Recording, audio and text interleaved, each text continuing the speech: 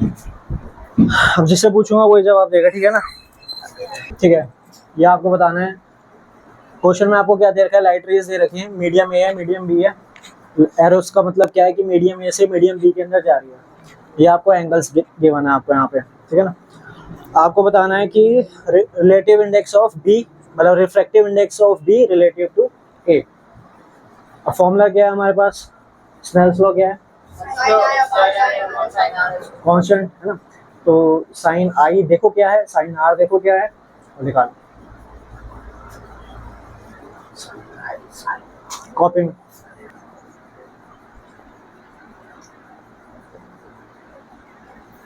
क्या चीज, मुझे पहले बता दो जरा, साइन आई लेंगे क्या, 30 या 60? साइन आई लेंगे 45, वहां से आ गई ना बेटा एरो देखो ना, 60 लेंगे, 60 हां 60 तो बेटा 60 है, 60 ये आपका प्लेन है, ये इसका फर्क नहीं पड़ रहा है। अरे उससे फर्क नहीं पड़ता, आपके पास क्या है, साइन आई अपॉन में साइन आर, ये आपका क्या है, नॉर्मल है। तो इंसिडेंट रे जो एंगल बनाएगी, एंगल ऑफ इंसिडेंट नॉर्मल और इंसिडेंट रे के बीच में बनेगी, यानी ये वाला हो गया एंगल ऑफ इंसिडेंट, और ये वाला हो गया आपका क्या, एंगल ऑफ रिफ्रैक्शन। तो साइन 60 अपॉन में साइन 45, निकालो इसकी वैल्यू। साइन 60 की वैल्यू क्या है हमारे पास, √3/2। साइन 45 की वैल्यू क्या है हमारे पास, 1 अपॉन में √2। ये ऊपर चला जाएगा, यानी ये क्या हो जाएगा, ये √2 अपॉन में 1। यहाँ तक कोई दिक्कत। अब आप करने को √6 अपॉन में 2 भी कर सकते हो, लेकिन ऑप्शन में तो हमारे पास ये ना, आंसर हमें ऑप्शन के हिसाब से चाहिए। तो ये √2 1 और ये 2 को हम √2 कर सकते हैं। 2 क्या होता है, √2 × √2, एक √2 से एक √2 कैंसिल आउट हो गया, तो आंसर क्या आ गया आपका, √3 अपॉन में √2। ऑप्शन के हिसाब से आंसर करना है, ठीक है। समझ आए, क्लियर है क्वेश्चन। क्वेश्चन आपको बोल रहा है, a light ray enter from medium A to medium B, ठीक है, जैसे फिगर में दिखा रखी है। The refractive index of B with respect to A, refractive of B with respect to A क्या होगा। ऑप्शंस आपके पास, ग्रेटर देन यूनिटी, यूनिटी का मतलब क्या होता है, 1, यूनिटी का होता है 1। ग्रेटर देन यूनिटी है, लेस देन यूनिटी है, इक्वल टू यूनिटी है, या 0 है। ऑप्शन सारे अपने कॉपी में लिखो, बताएगा पहले सार्थक। क्वेश्चन समझे, नहीं समझे। रिफ्रैक्टिव इंडेक्स ऑफ बी, सुन लो पहले, आपको बताना है refractive index of B with respect to, यानी ए के कंपैरिजन में बी का जो रिफ्रैक्टिव इंडेक्स है वो क्या है, 1 से ज्यादा है, ग्रेटर देन यूनिटी है। अगर मान लो ए का 1 ले लेते हैं हम, ए का क्या ले लेते हैं, 1 ले लेते हैं, तो क्या 1 से ज्यादा है, 1 से कम है, यूनिटी मतलब 1, 1 से कम है, 1 से ज्यादा है, या इक्वल टू 1 है, इक्वल टू यूनिटी है, 0 है। 0 तो हो नहीं सकता, तो बच्चे आपके पास 3 ऑप्शन है। सर ये एंगल सेम है क्या, ये तो उसकी तो बैंडिंग इस तरीके से दिखा रखी है बस। क्या लिखा, आंसर क्या लिखा है, आंसर लिख के दिखाओ, गलत है, सही है। आंसर है इसका बेटा ग्रेटर देन यूनिटी, इक्वल नहीं है। इक्वल कब होगी बेटा, इक्वल का मतलब क्या है कि दोनों सेम मीडियम है, तो यानी लाइट आपकी बैंड नहीं करेगी, कैसे चली गई आपकी, सीधी चली गई। अगर सीधी चली जाती तो दोनों मीडियम का रिफ्रैक्टिव इंडेक्स क्या है, सेम है, तभी तो बेंडिंग नहीं हुई। रिफ्रैक्टिव इंडेक्स दोनों के अलग अलग होंगे तभी तो बेंडिंग होगी उसके अंदर। अब इसमें बेंडिंग हो किस तरीके से रही है, अगर ये आपका नॉर्मल है, टुवर्ड्स द नॉर्मल है, अवे फ्रॉम द नॉर्मल है, ये समझ आ गया, टुवर्ड्स द नॉर्मल है, यानी ये मीडियम हमारा क्या है, डेंसर है, और ये क्या हमारा रेयरर है। अब अगर वो डेंसर है, बेंडिंग टुवर्ड्स द नॉर्मल हो रहा है, तो रिफ्रैक्टिव इंडेक्स क्या होगा, ज्यादा होगा ना इसका, तभी तो टुवर्ड्स द नॉर्मल हुआ है वो, है कि नहीं। तो ग्रेटर देन यूनिटी, डेंसर है क्योंकि वो मीडियम। अब ये वाला क्वेश्चन इसके पेपर में आया था, पहले डिस्कस भी हमने कर रखा है, तो पुराने बच्चे को नहीं बताएंगे, आप में से बताएंगे। हाँ, ये आपको बीम ऑफ लाइट दिख रही है इस तरीके से, ये बॉक्स है, बॉक्स के अंदर कुछ ना कुछ हमने रखा हुआ है, क्या रखा हुआ है ये हमें बताना है। फिर से सुन लो क्वेश्चन क्या है,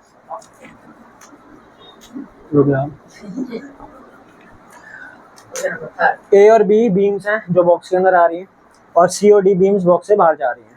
अब बॉक्स के अंदर क्या हो सकता है, पॉसिबल क्या है जिसकी वजह से बीम्स इस तरीके से बाहर जा रही हैं, या तो रेक्टेंगुलर ग्लास स्लैब है, या फिर कन्वेक्स लेंस है, कनकेव लेंस है, या फिर प्रिज्म है। बॉक्स में क्या हो सकता है, क्या आंसर, तुम्हारा आंसर क्या है, ए, आंसर है इसका ए क्यों है? मैं बताऊं, इसमें भैया पैरेलल और रिफ्लेक्टेड इमर्जेंट रे में एक तो रहती है पैरेलल रहती है। अब देखो ग्लास स्लैब में क्या होता है, ग्लास स्लैब के अंदर जब हम रिफ्रैक्शन करवाते हैं, बेंडिंग होती है, तो आपकी इंसिडेंट रे गई, इसको सीधे चले जाना चाहिए था आपका, ठीक है, लेकिन वो अंदर बेंट होती है और फिर जब बाहर निकलती है तो इस तरीके से, ठीक है। तो ये दो रेस क्या होती हैं आपस में? पैरेलल होती हैं। तो इसमें जो रेस बाहर निकल रही है, क्या निकल रही है? पैरेलल बाहर निकल रही है। तो अंदर क्या है आपका? रेक्टेंगुलर ग्लास स्लैब है। ये लॉजिक समझ आया? क्लियर है? तो ऑप्शन क्या हो गया इसका? ए, रेक्टेंगुलर ग्लास स्लैब।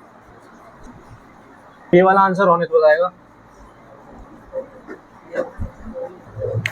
अगेन आपने देखा, ऑब्जर्व किया, एक सेकंड क्वेश्चन समझ लो पहले क्या है। क्वेश्चन ये कह रहा है कि लाइट रेज अंदर आई इसमें, ठीक है, इस तरीके से बॉक्स के अंदर आ रही है, और जब बाहर जा रही है तो वो इस तरीके से जा रही है। तो क्या पॉसिबिलिटी है अंदर, क्या क्या हो सकता है? अब देखो ध्यान से, ये फर्स्ट है, ये कहाँ है? नीचे की तरफ आ रही है। ये फिफ्थ कहाँ जा रही है? ऊपर की। अगर इसके अंदर कन्वेक्स होगा तो क्या होगा? ये रे ऐसे आएगी और फिर कन्वर्ज हो जाएगी ना ये, और ये जब आपके ऐसे आएगी तो क्या हो जाएगी? कन्वर्ज हो जाएगी, ठीक है ना। तो अंदर क्या है आपका? ये कन्वेक्स लाइन्स है। ये समझ आई बात? Magnification produce by the, question 5 कह रहा है magnification produce by the convex, कौन सा मिरर, कन्वेक्स मिरर जो मैग्निफिकेशन प्रोड्यूस करता है वो इनमें से क्या होगी? कन्वेक्स रियर व्यू में जो होता है नहीं होता? पहले तो उसमें बताओ। रियर व्यू मिरर जो मैग्निफिकेशन प्रोड्यूस करेगा वो इन चारों में से क्या होगी? 1 मतलब होता है नॉर्मल वैल्यू, ठीक है, तो क्या होगी? Less than 1, yes sir, magnification less than 1 छोटी इमेज, ठीक है, या फिर मोर देन 1 यानी मैग्निफिकेशन बड़ी होगी 1 से, यानी लार्ज इमेज, इक्वल टू 1 यानी सेम साइज की इमेज बनाएगा, या फिर हमें नहीं पता, can be more can be less, depend on the position of the object. अब हमें पता है कन्वेक्स मिरर जो होता है वो कैसी इमेज बनाता है? हमेशा वर्चुअल और डिमिनिश बनाता है। डिमिनिश का मतलब मैग्निफिकेशन क्या है? 1 से छोटी है। तो magnification produce by the rear view mirror is less than 1। समझ आई बात? ठीक है, क्वेश्चन क्या कह रहा है? Rays from the sun converge at 15 centimetre in front of the mirror, ठीक है जी। Where should be the object place so that the size of the image is equal to the size of the object, यानी image का size object के size के क्या आना चाहिए? बराबर होना चाहिए। पहला पार्ट तो ये है, और दूसरा पार्ट ये आपका क्या कह रहा है? आइडेंटिफाई दी मिरर, की मिरर कौन सा है।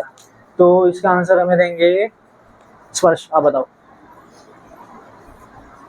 मिरर तो है कनकेव, मिरर कनकेव क्यों है? कनकेव मिरर क्योंकि जब हम एट सी पे रखते हैं तो वही, बताओ पहले। एट सी पे रखते हैं तो सेम साइज बनता है। अच्छा चलो ठीक है, एक रीजन ये हो गया। मिरर कनकेव क्यों है? मेन बात क्या है? कन्वर्ज कर रही है, और इन फ्रंट ऑफ द मिरर कर रही है। कन्वेक्स मिरर में क्या बन रही है? बिहाइंड द मिरर इमेज बनती है, और उसमें क्या होती है? डाइवर्ज होती है। तो सीधा सीधा लिखा है कन्वर्ज कर रही है, तो कन्वर्जिंग मिरर कौन सा हमारे पास? कनकेव मिरर है। तो ये हो गया, मिरर आइडेंटिफाई हो गया, कौन सा? कनकेव है। अब आपको बताना है कि ऑब्जेक्ट को हम कहाँ पे रखें कि सेम साइज ऑफ दी, जो इमेज का साइज है वो सेम मिले। अरे इसमें वैल्यू दे रखी है, रेंज बतानी है, नंबर बताना है, 10, 20, 25, 30। 30 क्यों? 30 क्यों? मैं बता सकता हूँ, 30 बताओ। क्योंकि जब वो पैरेलल आती है तो वो एक जगह पे फोकस हो जाती है, वो हमारा हो गया एफ, और उससे सेम साइज लेते हैं हम, सेम डिस्टेंस लेते हैं, इसलिए 15 और ठीक है। अब क्या है कि सनरेज जो आ रही हैं आपकी, वो क्या आ रही है? इन्फिनिटी से है, बहुत दूर से आ रही है, और वो कन्वर्ज कहाँ पर हो रही है आपकी? तो जो भी दूर से आती है, इन्फिनिटी से आती है, कहाँ पे कन्वर्ज होती है? फोकस पे होती है। तो यानी आपको फोकस की वैल्यू दे रखी है कितनी? 15 सेंटीमीटर। अब हमें पता है कि रे डायग्राम्स के अंदर सेम साइज की इमेज किसमें बनती है? जब सी पे रखा होता है, यानी रेडियस ऑफ कर्वेचर पे, और वो फोकस के क्या होता है? डबल होता है। तो अगर फोकस आपका 15 है तो radius of curvature, centre of curvature की वैल्यू कितनी हो जाएगी? 30, उसका डबल हो जाएगी। तो वहां पे जब रखेंगे तो सेम साइज की मिलेगी आपको। तो कहाँ पे रखना है हमें ऑब्जेक्ट को? 30 सेंटीमीटर फ्रॉम दी मिरर। समझ आई बात? क्लियर है? नहीं है क्लियर? बताऊं दोबारा? देखो सुन लो, क्वेश्चन ये कह रहा है कि rays of the sun converge 15 centimetre in front of the mirror. अब सन है बहुत दूर, तो हम मान के चलते हैं इन्फिनिटी से रेज आ रही है हमारे पास, बहुत दूर से आ रही है। तो जब भी रेज आएंगी पैरेलल, ठीक है, वो कहाँ पे कन्वर्ज होंगी? आपकी फोकस पे, ठीक है। तो हमें फोकस की बता रहे हैं कहाँ कन्वर्ज हो रही है? 15 सेंटीमीटर, यानी फोकस पे कन्वर्ज हो रही है। तो इसकी रीडिंग क्या आ गई हमारे पास? 15। अब ये अगर 15 है तो ये कितना हो जाएगा? सी कितना हो जाता है? 30 हो जाता है। और हमें पता है कि सेम साइज का जो इमेज है कौन से केस में मिलती है, जब हम एट सी रखते हैं, जब हमारा ऑब्जेक्ट एट सी होता है तो इमेज में हमें कहाँ मिलती है, एट सी और सेम साइज की। तो एट सी की वैल्यू क्या हुई, ये फोकस 15 था तो सी की वैल्यू कितनी हो गई, 30, है ना, डबल हो गई ना सीधा सीधा। तो हम क्या बोलेंगे, 30 सेंटीमीटर फ्रॉम दी मिरर, ये आंसर हो गया। समझ आया बात? क्या कह रहा है क्वेश्चन हमारा, a full length image of a distant tall building, यानी दूर एक बिल्डिंग है उसकी आपको फुल लेंथ की इमेज चाहिए, ठीक है। तो कौन से मिरर से ये पॉसिबल है, कनकेव मिरर से, कन्वेक्स मिरर से, प्लेन मिरर से, या both concave and plane mirror से? कन्वेक्स मिरर से पॉसिबल है ये, कन्वेक्स मिरर से पॉसिबल है। कैसे? ठीक है, स्मॉल इमेज मिलेगी और छोटे व्यू में वाइड व्यू देख। टॉर्च, हेडलाइट, इसके अंदर जो बल्ब होता है, टॉर्च और हेडलाइट, इसमें जो बल्ब होता है वो कहाँ पे प्लेस किया जाता है? Sir at focus. At focus. कहाँ प्लेस करते हैं? फोकस पे, ताकि मिरर, और मिरर कौन सा होता है उसमें, कनकेव, ताकि रिफ्लेक्शन होने के बाद वो दूर तक जाए, ठीक है।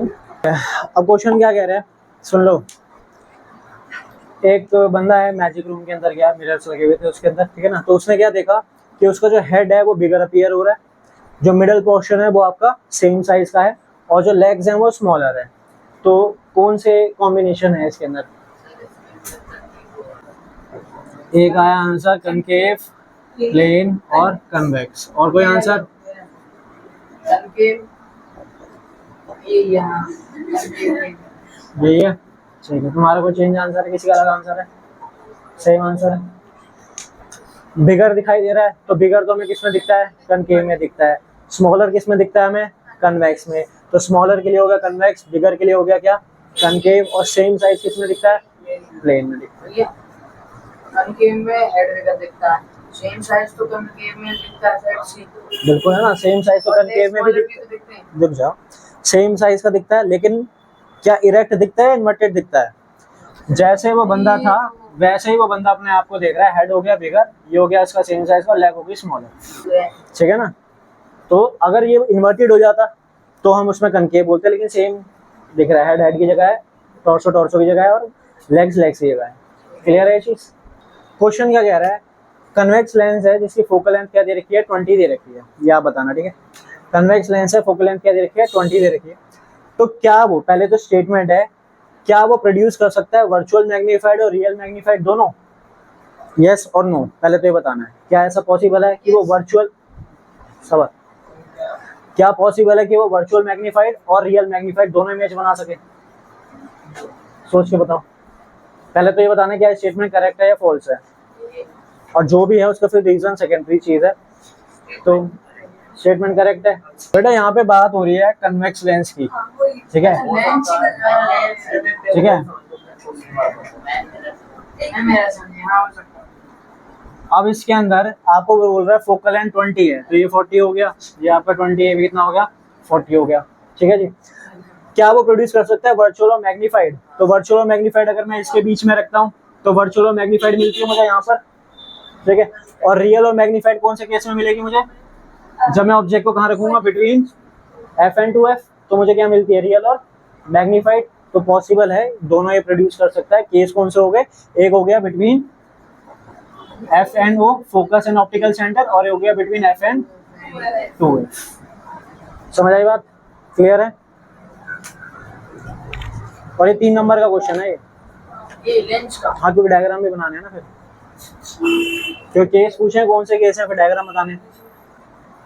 आप बताना। पावर आपको दे रखी है -2 डायोप्टर, कौन सा लेंस है ये? लेंस पावर बेटा लेंस की होती है, नहीं, कनकेव है तुम्हारा। एक आ गया आंसर कनकेव, और तुम्हारा, हाँ लेंस बताना था तुम्हारा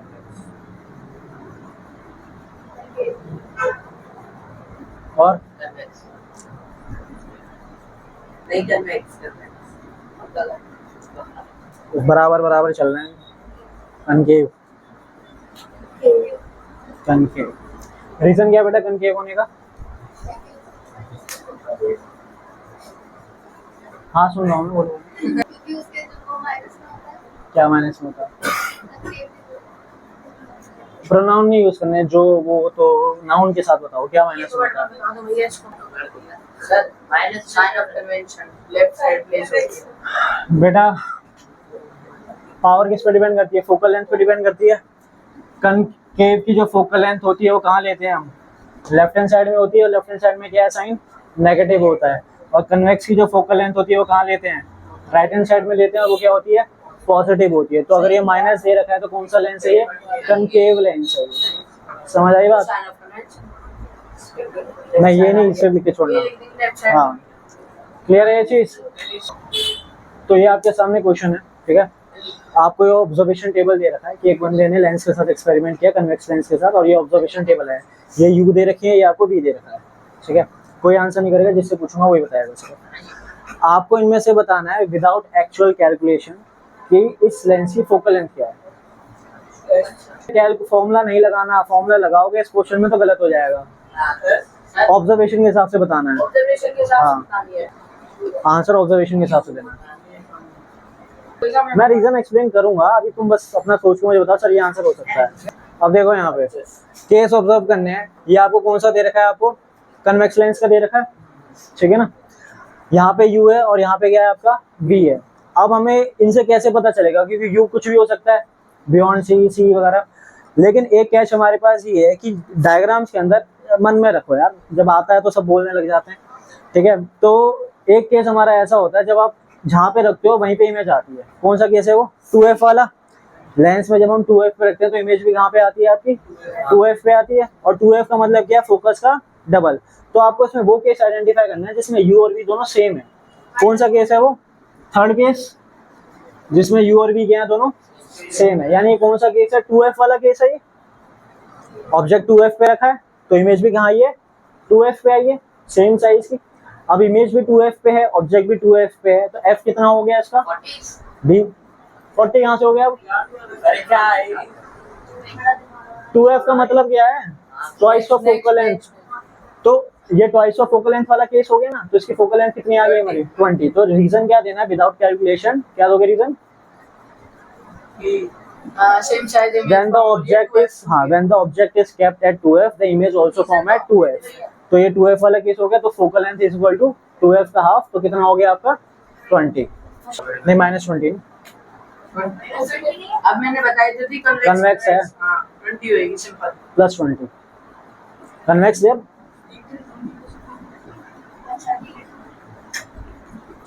+20 के आगे इसकी फोकल लेंथ आ गई। ये समझ आया? यहाँ तक क्लियर है? हाँ जी बेटा। इसमें कोई परफेक्ट बतानी है 1 और 2 में आएगी? हाँ बिल्कुल। अब ये देखो ना 2f वाला केस है ये, तो बिल्कुल फिक्स आएगी, 20 आएगी आपकी। अब सेकंड पार्ट जो है वो तुम बताना, ठीक है। इनमें से कोई एक ऑब्जर्वेशन गलत है। कौन सी ऑब्जर्वेशन है वो आपको बतानी है। अच्छा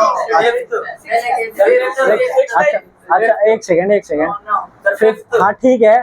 फिफ्थ और सिक्स दो आंसर है, अभी चेक कर लेते हैं। रुक जाओ, ऐसा है, रुक जाओ। अब बोलेगा नहीं बीच में कोई, समझ लो, ठीक है। हमारे पास फोकल लेंथ कितनी आ गई है? 20 आ गई है। ये 20 है तो ये कितना है? 40। ये 20 है तो कितना है? 40। ठीक है, पहले से स्टार्ट करते हैं, ठीक है ना। हमने कहाँ पे रखा है? 100 पे रखा है। 100 मतलब बियॉन्ड सी हो गया, बियॉन्ड 2f हो गया। तो जो बियॉन्ड 2f रखा है तो आपका आंसर का आना चाहिए 20 और 40 के बीच में आना चाहिए। आंसर 20 और 40 के बीच में है, तो ये ऑब्जर्वेशन क्या होगी हमारी? करेक्ट हो गई। बीच में कोई नहीं बोलेगा, सुन लो। अब ये -60 पे रखा है। -60 अगेन क्या हो गया? बियॉन्ड 2f हो गया। तो कहाँ आना चाहिए? बिटवीन f एंड 2f आना चाहिए, यानी 20 और 40 के बीच में आ रहा है, तो ये ऑब्जर्वेशन भी सही हो गई। 2f 40 है, 2f 40 है, तो ये वाली ऑब्जर्वेशन भी क्या है हमारी? सही है। अब 30 पे रखा है। 30 कहाँ आएगा? इन दोनों के बीच में आएगा, f और 2f के बीच में। तो केस कहाँ पे बनता है? बियॉन्ड 2f, यानी 40 से ज्यादा होना चाहिए। क्या ये 40 से ज्यादा है? तो ये ऑब्जर्वेशन सही है। फिफ्थ पे देख लेते हैं। -25 इन दोनों के बीच में आएगा, और कहाँ पे बनना चाहिए? बियॉन्ड 2f, बियॉन्ड 2f बनना चाहिए। तो ये ऑब्जर्वेशन क्या है? सही है, सही है। अब लास्ट वाली में देखो, ये क्या हो गया? 15 है। 15 का मतलब क्या हो गया? f और o के बीच में रखा है। तो जब f और o के बीच में रखते हैं तो कहाँ पे बनती है इमेज हमारी? इसी साइड पे बनती है, ठीक है, इसी साइड पे बनती है। और साइन क्या आएगा उसका? नेगेटिव। साइन क्या आएगा उसका नेगेटिव, क्योंकि लेफ्ट हैंड साइड पे बन रहा है, तो ये ऑब्जर्वेशन गलत है, क्योंकि इसका क्या आना चाहिए था -120 आना चाहिए था। तो 6 ऑब्जर्वेशन इज योर इनकरेक्ट। समझ आई बात, कैसे करना है ये वाला, क्लियर है। अब पूरे चैप्टर में जो अटमोस्ट अटपटा क्वेश्चन आ सकता है, वैसे नॉर्मली सिंपल आपको यू दे देंगे, वी दे देंगे, एफ दे देंगे, एफ की जगह ज्यादा क्या होता है रेडियस ऑफ कर्वेचर दे देंगे, तो एफ निकालना होता है, ठीक है ना। अब इसके अलावा थोड़ा घुमा के किस तरीके से क्वेश्चन आ जाएगा, वो भी मैक्सिमम, जो ये मैक्सिमम है रेंज, ठीक है ना। क्वेश्चन लिख लो, क्योंकि ये सारे कॉपीज में लिखो, लिख लिया ना सबने। अब क्वेश्चन देखो क्या कह रहा है, पहले क्वेश्चन समझ लो। An object is placed on the metre scale. तो जब भी मीटर स्केल की बात आ जाए, इसका मतलब क्या है कि आपके पास एक स्केल है, ठीक है, 0 से स्टार्ट हो रहा है, मान लेते हैं हम 100 तक लेके चल लेते हैं, तो ये स्केल के ऊपर रखा हुआ है, सारी चीजें कहाँ पे हैं, स्केल के ऊपर रखी है, दिमाग में इमेजिन कर लो। An object place on a metre scale on a 8 centimetre mark. अब यहाँ पे जो 8 सेंटीमीटर स्केल में 8 आएगा, तो 8 सेंटीमीटर मार्क पे आपने क्या रखा है, आपने ऑब्जेक्ट को रखा हुआ है, ठीक है ना। Was focus on the white screen place at the 92 centimetre mark, यानी आपने व्हाइट स्क्रीन कहाँ पे रखी है 92, यानी स्केल के हिसाब से 92 जहाँ पे आएगा वहां पे आपने क्या रखी हुई है, आपने स्क्रीन रखी हुई है। यहाँ तक समझ आई बात। ऑब्जेक्ट 8 सेंटीमीटर के मार्क पे है, स्क्रीन कहाँ है 92 सेंटीमीटर, स्केल के ऊपर है, ठीक है। Place at the 92 centimetre using a converging lens placed at 50 centimetre mark. Lens को कहाँ प्लेस किया गया 50 सेंटीमीटर मार्क पे, यानी इसके 50 सेंटीमीटर पे हमने किसको प्लेस किया हुआ है, कन्वर्जिंग लेंस को प्लेस किया हुआ है। ये हो गया आपका 50 सेंटीमीटर के मार्क के ऊपर। यहाँ तक कोई दिक्कत, पहले यहाँ तक क्लियर है। क्वेश्चन में क्या क्या दे रखा है, स्केल के हिसाब, क्योंकि मीटर स्केल दे दिया तो हम क्या करेंगे, स्केल के हिसाब से लेके चलेंगे। आपके पास 8 सेंटीमीटर मार्क पे ऑब्जेक्ट रखा, 92 पे आपने क्या रखा, स्क्रीन को रखी, क्योंकि इमेज कहाँ पे बनेगी हमारी, स्क्रीन पे बनेगी, और लेंस कहाँ रखा है 50 पे। अब आपको बोल दिया फोकल लेंथ फाइंड आउट करनी है। अब फोकल लेंथ फाइंड आउट करने के लिए आपको क्या क्या चाहिए, यू चाहिए और वी चाहिए। यू होता क्या है हमारा, ऑब्जेक्ट का distance from the lens, from the lens. तो अगर लेंस आपने 50 पे रखा है और ऑब्जेक्ट आपका 8 सेंटीमीटर मार्क पे है, तो इसके बीच का डिस्टेंस कितना हो गया 42 हो गया। ये चीज समझ आई बेटा। लेंस रखा है 50 पे स्केल पे और ऑब्जेक्ट रखा है 8 पे, तो यहाँ से यहाँ तक का, ऑब्जेक्ट से लेंस तक का डिस्टेंस कितना हो गया 42 हो गया। तो यानी यू कितना आ गया आपका 42। यहाँ तक कोई दिक्कत, क्लियर है, ठीक है। अब स्क्रीन कहाँ पे रखी है हमने 92 पे। कहाँ से, वी क्या होता है, इमेज का डिस्टेंस कहाँ से, लेंस से। तो आपने रखा है 92 पे स्क्रीन, और लेंस कहाँ पे है 50 पे, तो यहाँ तक का डिस्टेंस कितना हो गया 42। यानी इमेज ऑब्जेक्ट डिस्टेंस क्या है 42, इमेज डिस्टेंस क्या है 42। यू आ गया, वी आ गया, अब एफ निकल जाएगा। एफ तो डायरेक्टली भी निकाल सकते हैं, क्योंकि कौन सा केस हो गया, हाँ 21। यार जहाँ पे ऑब्जेक्ट रखा है, स्क्रीन भी वहीं पे, इमेज भी जहाँ स्क्रीन रखोगे वही इमेज फॉर्म होगी ना। तो ऑब्जेक्ट अगर आपने 42 पे है, इमेज ऑब्जेक्ट का डिस्टेंस 42 है और इमेज का डिस्टेंस भी 42 है, तो केस कौन सा हो गया, ये 2f वाला केस हो गया। तो जब 2f आपका 42 है, तो f कितना हो जाएगा 21 हो गया। कैलकुलेशन जरूरत ही नहीं है। कैलकुलेशन अगर करना है तो बेटा u आपके पास है -42, v आपके पास है +42, फॉर्मूले में पुट करेंगे 1/v - 1/u equal to 1/f, ठीक है ना। करके देख लो, ये हो जाएगा आपका, आ जाएगा ना 2/42 21 आ जाएगा। समझ आई बात, क्लियर है। यहाँ तक समझ आ गया, कोई दिक्कत इसके अंदर कुछ पूछना हो तो पक्का, ठीक है। अब सेकंड पार्ट देखते हैं। सेकंड पार्ट में क्या कह रहा है, find the position of the image form if the object is. अब जो फोकल लेंथ आ गई है, देखो सेकंड केस में, पहले केस में हमारे यहाँ सुन लो, पहले केस में फोकल लेंथ आ गई है। अब दूसरे केस में वो ऑब्जेक्ट को या इमेज को कितना ही आगे पीछे करने के लिए बोले, फोकल लेंथ क्या रहेगी आपकी फिक्स रहेगी, ठीक है। यानी इसकी फोकल लेंथ हमारे पास फिक्स आ गई, कितनी है 21 आ गई है। अब सेकंड केस में क्या बोल रहा है, find the position of the image form if the object is shifted towards the lens at a position of 29 centimetre. यानी लेंस को कहाँ प्लेस कर दिया, ऑब्जेक्ट को कहाँ पे प्लेस कर दिया, आगे कर दिया, 29 सेंटीमीटर पे प्लेस कर दिया। यानी यहाँ पे 29 सेंटीमीटर पे आपने प्लेस कर दिया है, ठीक है। अब यू कितना आ जाएगा, नहीं लेंस से 50 से डिस्टेंस देखना है उसका, कितना आ जाएगा 21। तो यू कितना आ गया आपका, समझ आया क्या हुआ, एक बार फिर से बताया था। देखो सेकंड केस में हमें क्या बोल रहा है, find the position of the image form if the object is shifted towards the lens at the position of 29 centimetre. यानी अब ऑब्जेक्ट को कहाँ पे ले गए हम, 29 सेंटीमीटर पे लगे, स्केल के मार्क पे। कहाँ पे, स्केल के मार्क पे 29 सेंटीमीटर पे रख दिया। लेंस तो 50 पे ही था, तो 29 से 50 तक की दूरी कितनी हो गई, तो FF 21। 29 से 50 तक की दूरी क्या हो गई, 21। यानी ऑब्जेक्ट को हमने कहाँ रखा है, 21 पे रखा।